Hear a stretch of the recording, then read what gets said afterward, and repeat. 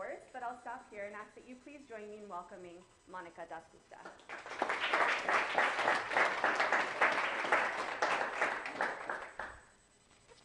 Thanks very much, Laura. That was impressive. I'm supposed to talk for 45 minutes, so please interrupt if you have questions on the way, and also to slow me down, because my tendency is to rush through talks and be done in 10 minutes. So I'd appreciate help in that. If I go too fast, slow me down. If you have any questions, please feel free to interrupt. So I'm presenting this work on, there's been all this work on sex ratios, sex selection in China, in India, and South Korea, until recently in South Korea. And most of it is focused on the fact of gender inequity, the sort of humanitarian and ethical issues in removing, in not wanting to raise girls.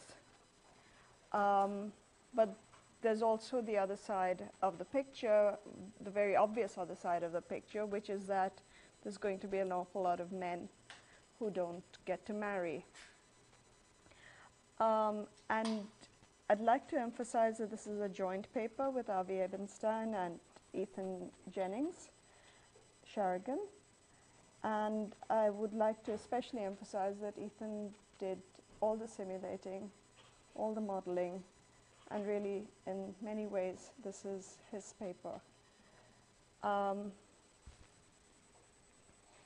Okay, so what's the problem? The problem is that China has had high sex ratios at birth since the mid-1980s. Not surprising, because that's when access to sex-selective technology became available quite widely around Asia. And the sex ratio at birth seems to have fluctuated at somewhere just under 1.2 boys per girl for quite some period of time. Looking at some of these data more recently with Chinese co-authors, it's very difficult to know what sex ratios at birth actually mean, because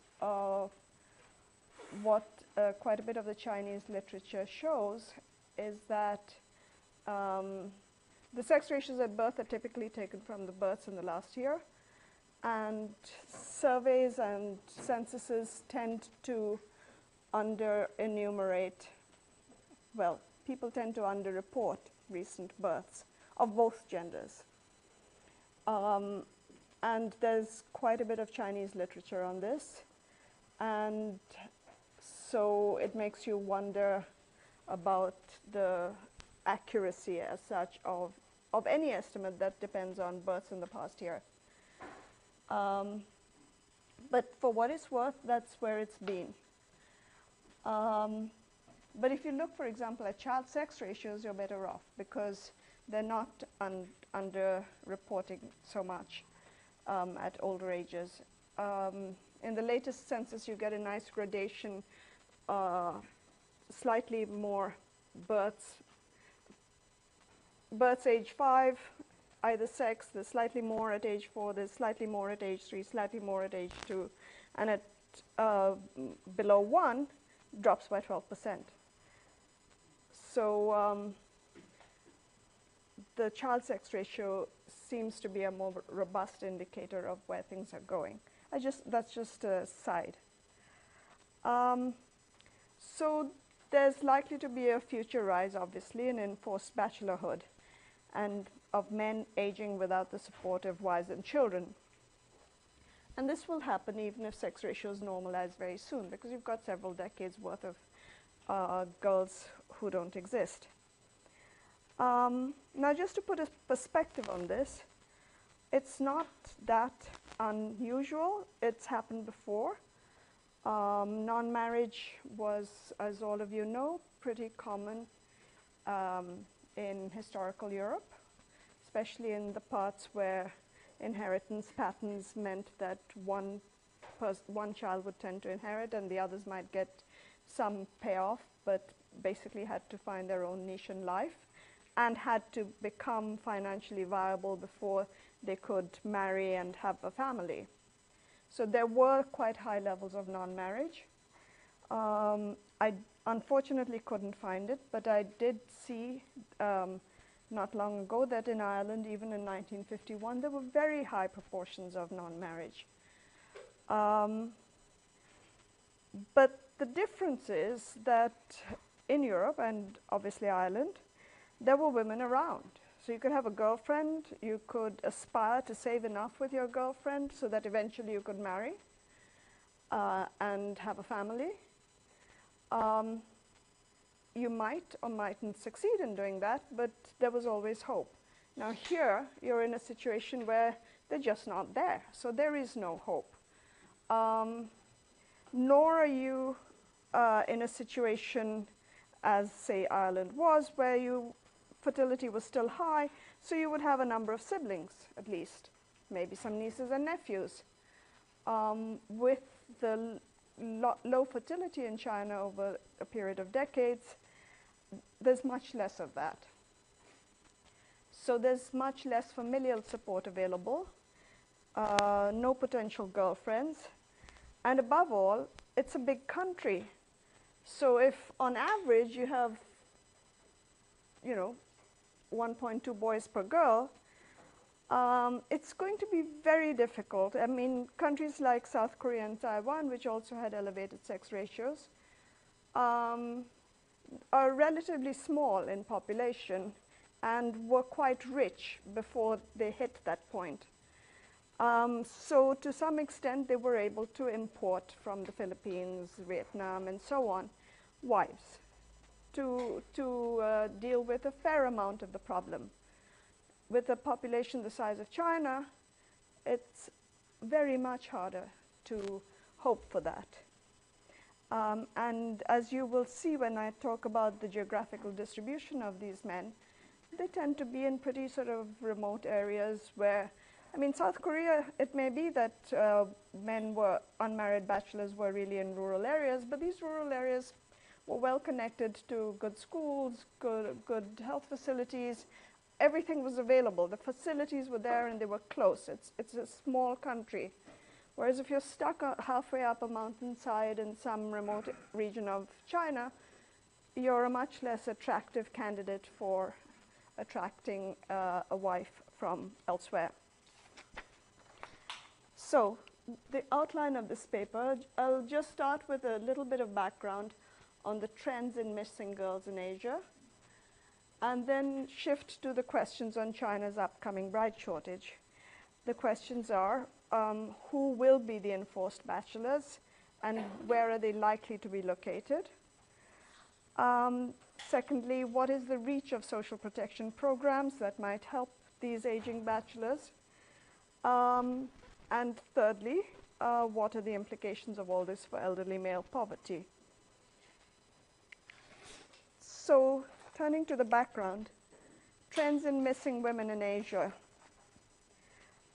This is what the trends look like. Basically, what you see in South Korea is it went up right through the early 90s, and at that point, note, it was the highest in Asia. But then it went right back down to nearly normal levels. In China, it shot up, 80s, especially in the 90s, continued to go up, and the most recent census shows some decline. These are child sex ratios. So that's a good sign. India is a very mixed bag because it's a very heterogeneous country. Basically what you have in India is nothing much to write home about until the 90s, when sex ratios overall in India started rising, rose a little bit more by the 2011 census on aggregate. Equally interesting is northwest India, these two states of Punjab and Haryana, which form less than 5% of the total population of India. They've always had, since the late 19th century censuses, strong sex selection. And you can see that it was strong already in the 51 census, in all the early censuses, before sex-selective technology became available. So you're talking about infanticide or excess death in early childhood. And then it goes up, goes through the roof, and in the last census it comes down. So there's an interesting story there. What's happened basically is that in this population, which is, as I said, less than 5% of the country, it's come down, but it's risen a little in neighboring states which are very populous. Uttar Pradesh, Madhya Pradesh, and Rajasthan, which together account for 28% of the population of the country. So even a small rise means an aggregate rise in India as a whole. So that's what the trends look like. This is just the trends in sex ratios at birth, and I just put this in because it's really interesting to see how South Korea went through the roof and then just came right back down. Which means that nothing is immutable, and with enough effort, things can change. This is just to show the concentration. This is from the 2000, it's from a decade ago.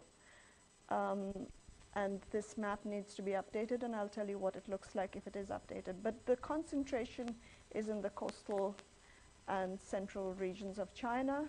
And as you get further from that, there's less and less of it. And as you get even further, there's none, effectively. And here it was concentrated in the northwest in India. As you get further from it on the western side, quite a bit. These are the states which now have risen in sex selection, and somehow the rest of the country, as I say, highly homogeneous, very little. Not none, but very low. And to go back to how this has changed, basically in both countries, I'll get this sometime. In both countries you get a spread, a decline in these places and an increase here, similarly here, decline here, increase here. Now the problem is not new. Looking at the proportions of females missing by birth cohort in China from 1920 through 1990, you can see that already with the internal wars that were being fought in China in the 20s, there was already a certain amount of sex selection. Then the Japanese invaded and it went through the roof. And then the communists took over and sort of settled people down, at least for a while. And it came right back down. And there was a very strong enforcement of gender equality under any communist regime, including the Chinese one. And you can see the effects of that. So that even with that massive famine, you get just a little blip in sex selection. And then it goes right back down to nearly normal levels. And then you get fertility decline. And people are suddenly faced with, if you have sorry, go ahead.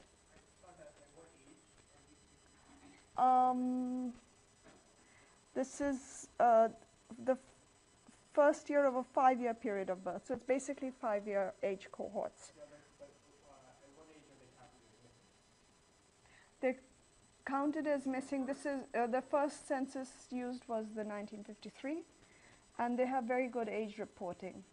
So this again is on children. Sorry? So is it under 1-year-olds, under 5-year-olds? It's under 5-year-olds.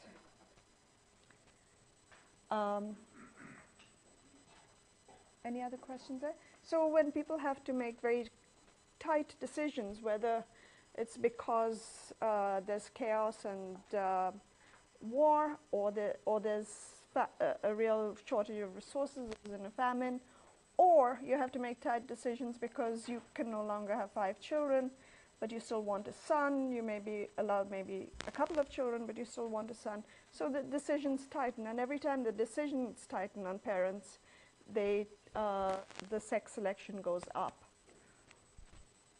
Now, turning to the upcoming bride shortage in China, the question is who will be the enforced bachelors and where will they be located? So what you find is that essentially non-marriage in China is highest amongst men with lower schooling, as you would expect, while marriage is pretty universal for women. And so we use education as a proxy in the projections. You also find that women migrate to areas with higher male education and more masculine sex ratios.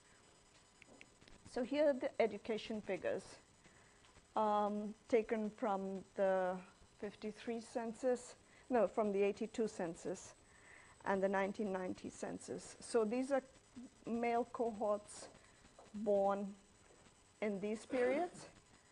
And as I say, age reporting is just excellent in China, so you can actually do that. You can see that, say, if you take the cohorts born in 55 to 65, almost everybody who had secondary and higher above education was married, all males. But those with less than primary had a high proportion of non-marriage. And this is despite being born in cohorts which were relatively gender equal, as you just saw in that figure. And for women, I'm sorry? So what proportion of the males are without family? I do not have that here, I'm sorry. But it is in the paper, so I could find out for you. Here probably quite high, but later low, because they brought in universal education. And for women, basically everybody marries regardless. And there's a slight increase of non-marriage if you're highly educated, which is perfectly normal. Women tend to migrate to prefectures with higher male education and higher sex selection.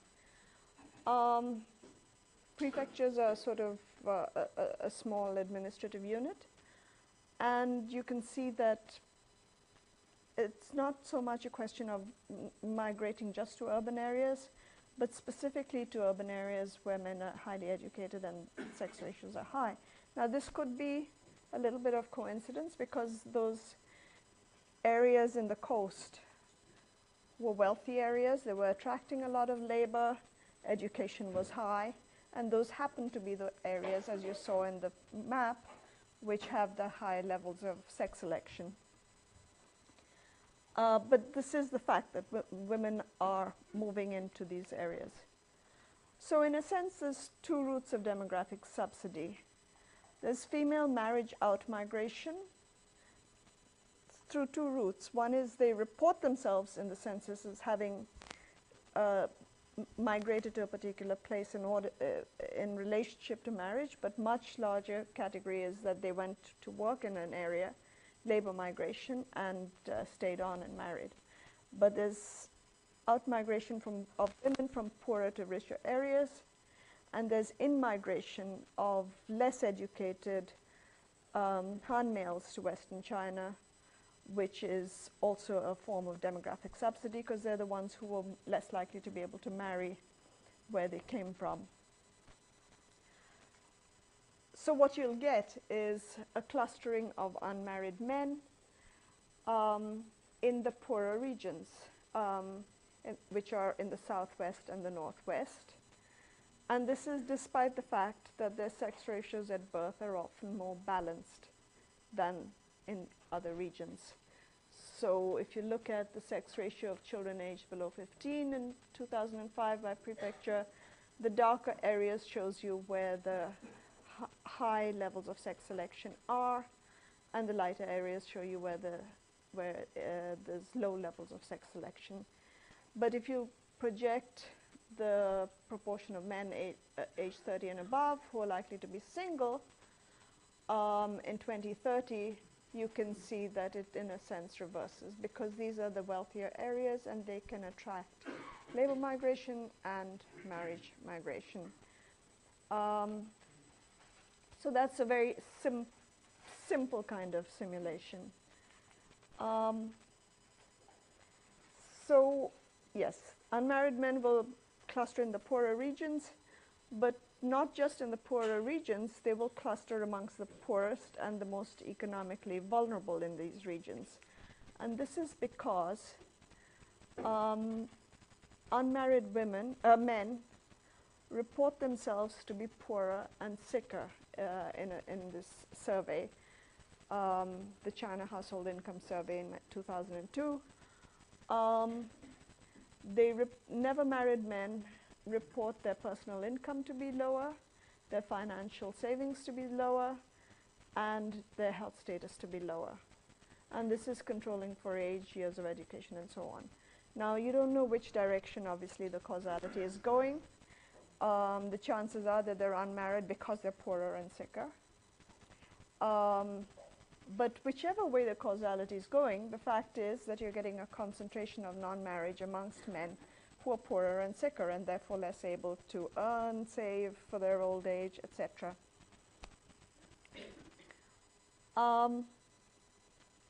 Moreover, they'll be clustered in rural areas where poverty is much higher than in urban areas, and where old age dependency ratios are projected to rise much faster than in urban areas, which I'll show you in a minute. All the data on China show that urban areas are much better off, not only in terms of income, but in terms of pension, access to social protection, than rural areas. And the projections also show, the purple is rural and the red is urban. The projections show that as you go ahead from 2005 to the projection for 2030, really you're getting a concentration of the old people in the rural areas, which is what you would expect because obviously it's young people who do the labor migration. Now, why does this matter? It matters because a lot of the social protection programs depend on local funding, local government funding. And local governments tend to be underfunded in general because they have to raise their own funds. And local governments in poor areas tend to be highly underfunded. So the probability of getting social protection, there's much more pressure on them to cater to these old people in general, and more specifically to old people who don't have wives and children who might help support them. Being put specially on rural local governments which have very little fiscal capacity to take care of these people. So looking at the reach of social protection programs, they have quite limited coverage in rural areas, and people in poorer regions get lower benefits. Now, basically the bottom line is that the social protection programs don't have very high coverage anywhere. But if you compare, for example, the coastal region with a per capita income in 2004 yuan of over 4,000, and you compare it to the northwest region with per capita income below 2,000, you can see the percentage poor is really quite low in the coastal region. It's pretty high in the northwest region. And these are the various social protection programs. This is the main one, the Dibao, which has been expanded a great deal in the last decade. You see that the percentage of the population receiving benefits is the same as in the northwest region, although the percentage poor is much higher. So a much lower percentage of the poor are getting the benefits of the Dibao. This, I will hasten to add, is data from 2004. We didn't have access to later data. The Dibao program has been greatly expanded, and so the situation may have changed. But as of 2004, this was the thing. Also, the average benefit per capita in the coastal region is 136 yuan amongst those who receive the benefit, and is only 34 yuan amongst those who receive the benefit in the poor region. So social protection, the main social protection program of Dibao and the others basically give you quite little protection, specifically in the poor areas. So the rural elderly are highly dependent on family support. They do seem to manage to continue working for a long time, though. If you just look at people age 60 and above in 2005, and compare urban with rural areas, you see that urban areas are much, the old people above 60 are much less dependent in urban areas on family support and on continuing labor. They're able to retire because they get pensions. Whereas these guys get much less pension, they continue to stay in the labor force, which is pretty tough labor in rural areas, and continue to be very heavily dependent on family support. So looking just at the rural areas, and looking at it by age group, you find, as you would expect, that people continue working until they're getting on for 70. They may be, they may not be working as hard as before, but they continue to labor in the fields until they're getting on for 70. But after that, they're really dependent highly on their families. So if you don't have a family, you're in serious trouble. Pensions are a low part of the totality, but seems to have increased a little bit of late. The Dibao is the social protection program is a very low part of the totality, and other sources of income are very small.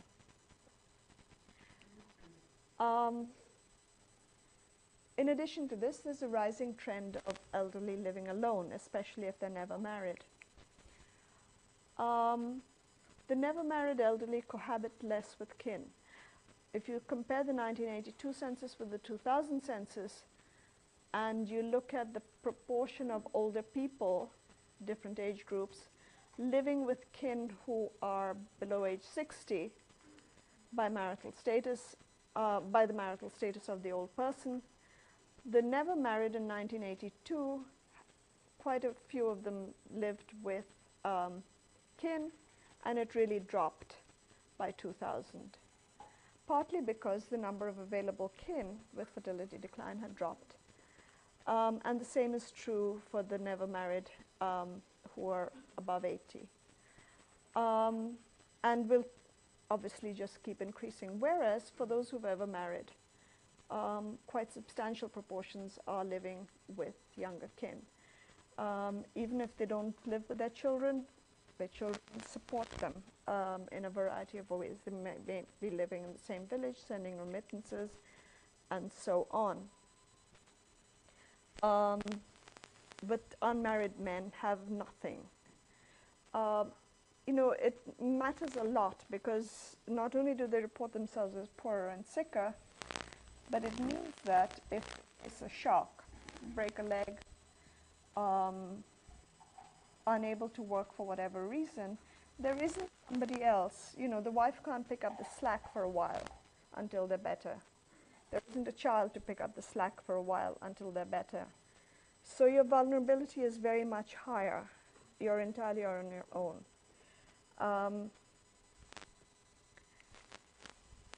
So for elderly male poverty, basically unmarried men face high odds of old age poverty. They're going to be concentrated in poorer rural areas, and these poorer rural areas offer lower employment opportunities, they offer lower wages, and these men have lower ability, not only because of their own circumstances, but because of where they live, to save for shocks and for their old age. These areas have lower fiscal capacity to provide social assistance, so there's low coverage of social protection, social assistance policies, with combined with the rising pressure of old people, married and unmarried, on the system. They're self-selected amongst those with the lowest capacity to earn and save, and they're vulnerable because there isn't a family to help them smooth risks. So to conclude, at least I went over 10 minutes. The consequences of son preference for elderly men in China is going to play out over many decades, even if sex ratios at birth normalize very quickly.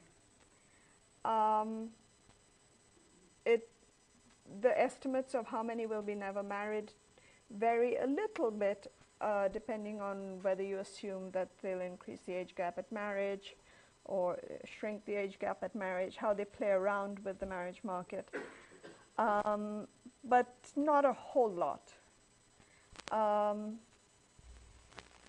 And of course the fact of fertility decline aggravates the situation because typically women are younger, and so men are marrying into smaller cohorts. So it's not just sex selection, it's marrying into the smaller cohorts as well. It'll be concentrated in the poorer regions amongst the rural poorest. It creates a potential for instability because in some regions, in some specific regions, if the average is 20% nationally of unmarried, then some specific regions, like in Guizhou and so on, have double or more than that. And if you have a whole cohorts of young men knowing that they have almost no prospects in life, there is a potential for some disaffection. And there really is a very strong need for better social protection programs and better fiscal redistribution. As I say, they have been upgrading the deep bow, they have been upgrading the medical assistance, but there haven't been evaluations yet that I'm aware of how effective this has been, how much of a difference this has made. Thank you.